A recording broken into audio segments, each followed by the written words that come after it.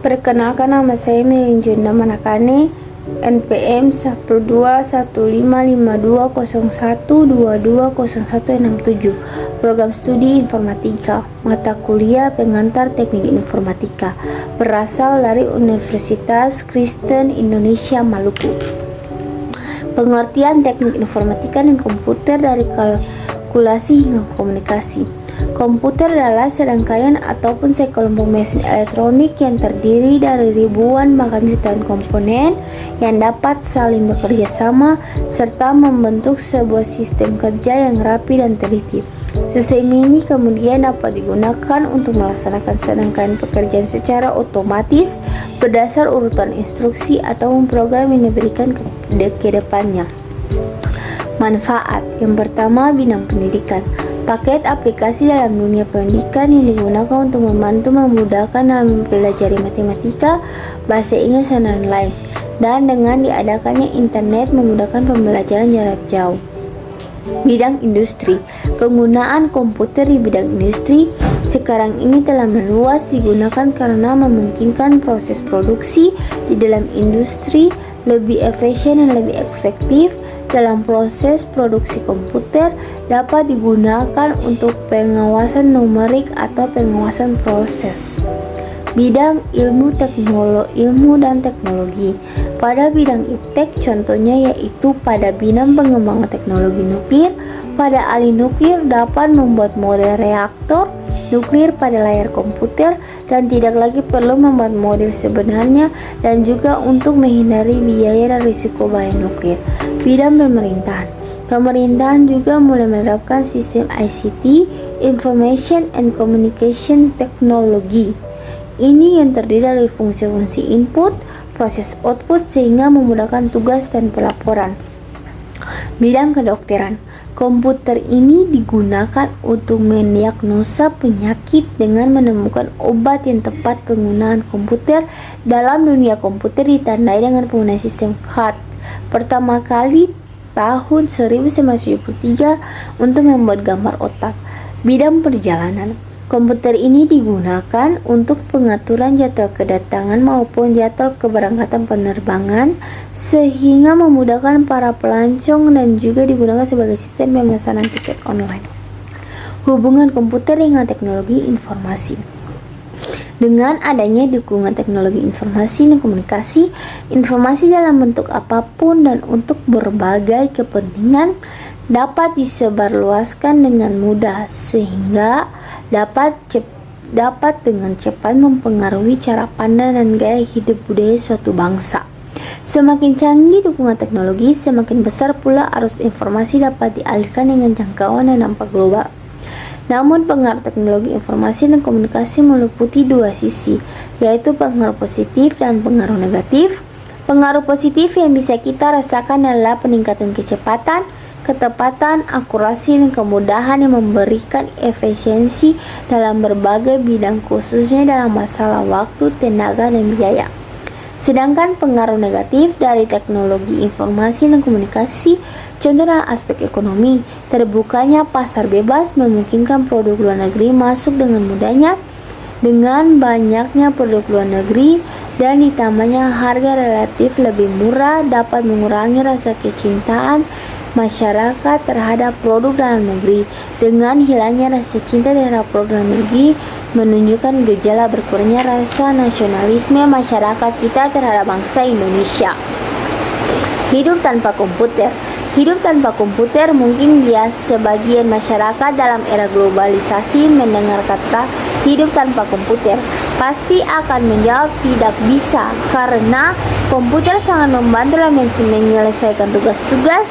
Dan dengan adanya komputer sangat mudah untuk mencari informasi-informasi penting hanya dengan duduk berdiam di rumah. Contohnya yang pertama, tidak bisa menyusun proposal, laporan, tidak bisa menghitung dengan cepat dan otomatis, tidak bisa mengedit foto sesuai dengan keinginan, tidak bisa menggambar desain dengan mudah dan cepat dibandingkan dengan menggambar dengan tangan, dan masih banyak kegunaannya. Mesin proses informasi. Motherboard. Motherboard tempat kita menancapkan atau memasangkan komponen-komponen komputer lainnya seperti prosesor, video card, sound card, hard disk, dan lain sebagainya. Motherboard berfungsi untuk menghubungkan setiap komponen-komponen komputer tersebut agar bisa saling berkomunikasi satu sama lain.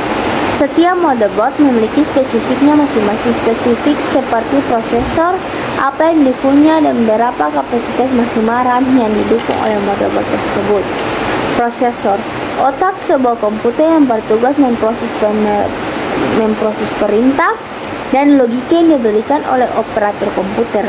Banyaknya jenis prosesor yang ada sebanding dengan software yang berkembang di pasaran karena dituntut untuk dapat melakukan banyak pekerjaan dalam satu waktu. Terkadang pemilihan prosesor yang kita gunakan harus tepat, karena jika sampai salah pilih akan berimbas pada lambannya proses kerja sebuah komputer yang pasti berimbas langsung pada pekerjaan pengguna komputer. RAM berfungsi menampung data yang telah terproses oleh prosesor sebelum dialirkan ke bagian-bagian yang membutuhkan. Banyaknya pengembangan yang dilakukan pada bagian ini membuat kita lebih mudah dalam pemilihan RAM yang cocok untuk pekerjaan kita. Apalagi sekarang hampir semua merek menerapkan sistem garansi lifetime pada RAM. Video card mengolah gambar sebelum ditampilkan ke monitor. Banyaknya kebutuhan pengolahan gambar bagi dan desainer yang mengharuskan merogoh kantong yang agak dalam. Beruntung sekarang bagi pengguna komputer kantor videografi sudah terintegrasi dalam motherboard sehingga lebih menghemat pengeluaran. Sound card, kartu suara adalah perangkat yang dipasang berjalan pada sistem komputer Anda. Dengan sifat keras si program dan di drive perangkat terpisah. Kartu suara mengontrol semua audio pada komputer. Hard disk sebagai penyimpanan data pada komputer. Kapasitas yang benar tentu saja berpengaruh terhadap jumlah data yang dapat kita simpan. Ditambah lagi buffer yang besar akan membantu kecepatan transfer baik antara hard disk ataupun untuk proses suatu program. Fungsi lain dari hard disk untuk menyimpan data yang bersifat movable dengan sedikit penambahan casing pada hard disk laptop.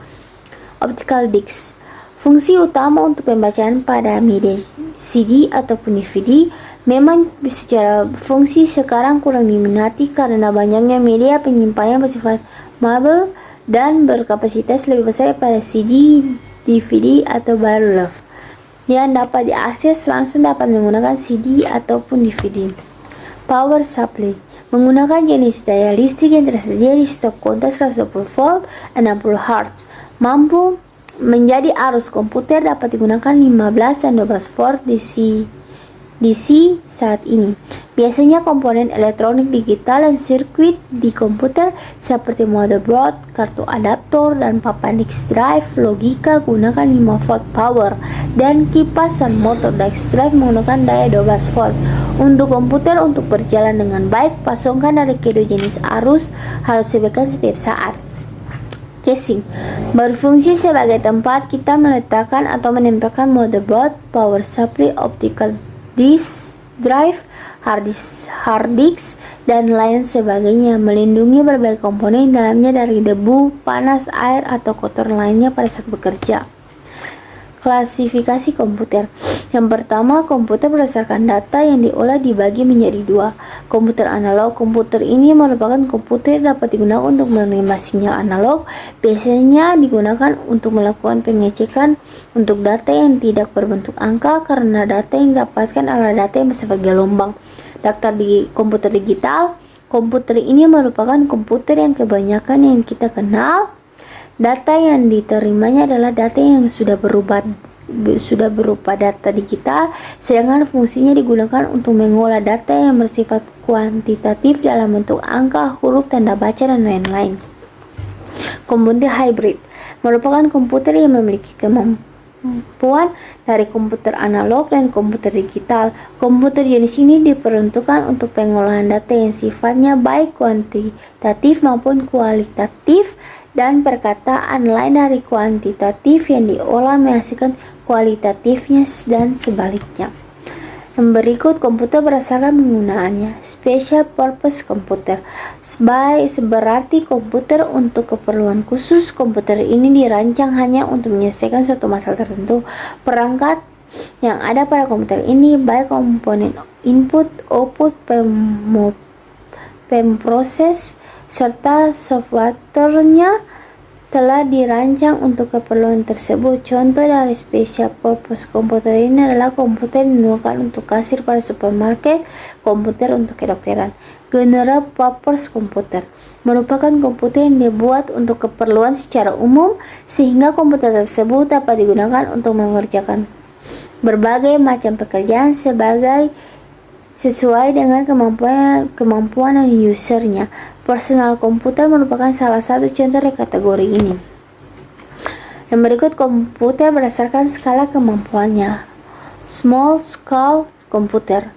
Komputer skala ini merupakan komputer memiliki kemampuan proses dalam jumlah kecil. Komputer yang termasuk ke dalam kategori ini adalah komputer desktop atau komputer pribadi yang umumnya digunakan oleh satu orang pada suatu saat.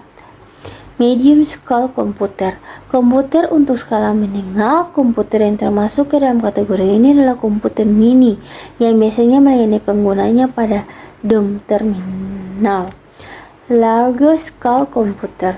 Komputer untuk skala besar. Komputer yang termasuk ke dalam kategori ini adalah komputer mainframe.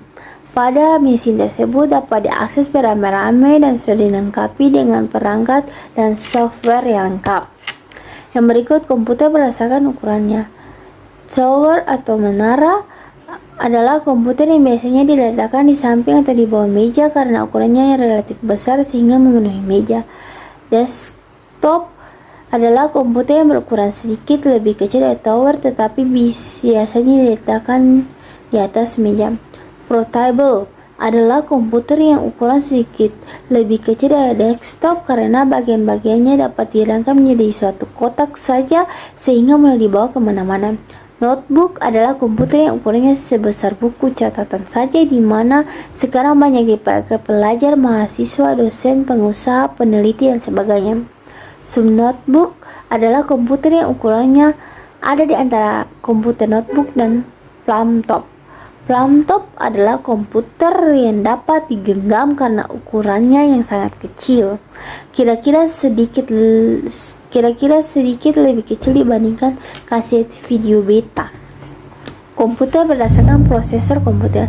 Mainframe adalah komputer yang prosesornya mempunyai kemampuan besar karena ditunjukkan untuk banyak pemakai. Mini komputer adalah bentuk mini dari komputer mainframe. Kalau mainframe memiliki ribuan terminal, komputer mini lebih terbatas, hanya sampai puluhan dan mungkin ratusan minimal. Personal komputer adalah komputer yang ditunjukkan untuk satu pemakai dan satu pemakai program aplikasi saat tertentu. Resolusi internet.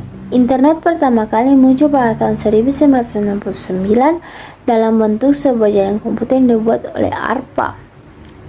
ARPA membangun jaringan internet pertama yang kemudian diberi nama ARPANET. ARPANET ini adalah menjadi cikal bakal terbentuknya jaringan internet yang kita kenal saat ini. Di tahun 1980-an barulah internet mulai dipakai oleh kalangan terbatas dan menjalankan fungsinya dengan menghubungkan berbagai kampus atau universitas yang populer di Amerika Serikat sendiri.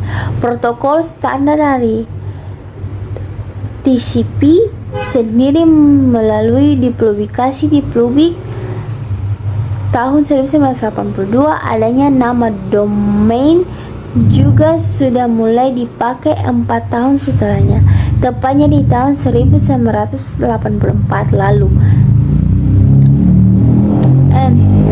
National Synchronization Network didirikan dan dimulai dikembangkan di tahun 1986.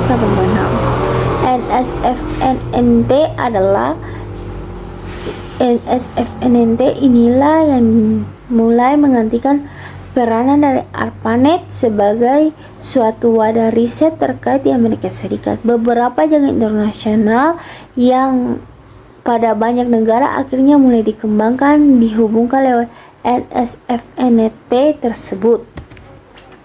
ARPANET kemudian diturunkan pada tahun 1990, namun memang internet hasil pengembangannya itu sendiri tetap berkembang terus-menerus hingga sekarang ini. Dulu informasi yang dapat dimiliki oleh lewat internet cuma informasi yang berbasis teks, dan pada tahun 1990 layanan sejenis berbasis tampilan grafis dikenal sebagai World Wide Web mulai dikembangkan oleh CRAN.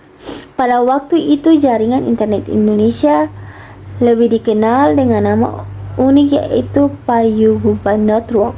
Paguyuban Network ini juga berarti serupa dengan namanya, di mana semangat kekeluargaan atau kerjasama terjadi begitu akrab di antara para anggota pengembang teknologinya.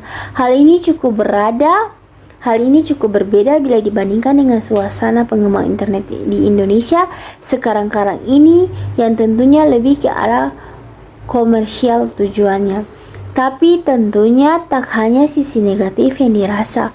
Pertumbuhan growth dan pengurusan komersial lainnya jadi meningkat drastis dan turut membangun juga ekonomi bangsa. Kala itu RMS Ibrahim, Andi Soemarta, Suryono, Muhammad Ihats, Putu Robi Sobiakto, Firman Srigat, Adi Idrayanto, dan Ono Purbo adalah beberapa nama-nama tokoh pengembangan legendaris yang tercatat di sejarah internet awal-awal Indonesia, tepatnya sekitar tahun 1992 sampai 1994. Setiap pengembang itu sudah berkontribusi dan dedikasikan keahliannya dalam membangun sejarah IT di Indonesia. Itu presentasi saya, sekian dan terima kasih.